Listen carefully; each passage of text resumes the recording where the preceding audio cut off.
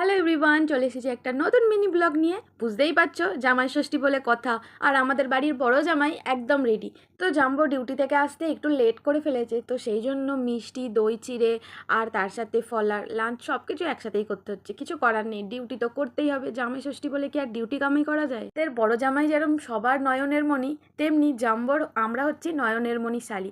আমাদের ভীষণ ভালোবাসে জাম্বো। তো সেই জন্য বুঝতেই পারছো যে আমরাও কিন্তু জাম্বোকে ছাড়া খাইনি। তো সেই জন্য লাঞ্চটা জাম্বো আসার পর সবাই একসাথেই কমপ্লিট করেছি। জাম্বো বললো যে চলো সবাই মিলে একটুখানি বাইরে থেকে ঘুরে আসি, কিন্তু এই গরমের মধ্যে সত্যি কথা বলতে কোথাও বেরোতে ভালো লাগছিল না। তাই জন্য সবাই মিলে ডিসাইড করলাম বাড়ির সামনেই এইচএফসি খুলেছে, ওখান থেকে একটু ঘুরে আসি। তো এসে তো কিছু তো খেতেই হবে, বুঝতে পারছো। তো হালকা ফুলকা সবাই একটু করে ওখানে খাওয়ার পর সোজা ফুচকা খেলাম। আর ফুচকা খেতে গিয়ে যা হচ্ছিল সে আর বলে কাজ নেই। জামাই ষষ্ঠীর দিন তো আমরা ভীষণ মজা করে কাটিয়েছি। তোমরা তোমাদের জামাইবাবুর সাথে কীভাবে মজা করে দিনটা কাটিয়েছো সেটা প্লিজ কমেন্টে জানিও। দেখা হচ্ছে নেক্সট ব্লগে, তার জন্য চ্যানেলটা সাবস্ক্রাইব করে দাও। বাই।